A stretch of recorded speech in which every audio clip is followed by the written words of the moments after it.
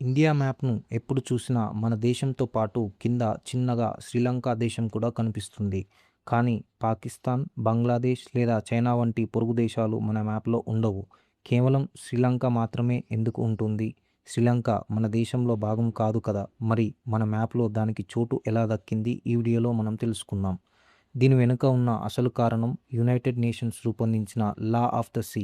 1956లో జరిగిన అంతర్జాతీయ ఒప్పందం ప్రకారం ఏదైనా ఒక దేశానికి సముద్ర తీరం ఉంటే ఆ తీరం నుండి 200 నాటికల్ మైల్స్ అంటే సుమారు 370 కిలోమీటర్ల వరకు ఉన్న ప్రాంతాన్ని ఆ దేశం మ్యాప్లో చూపించడం తప్పనిసరి.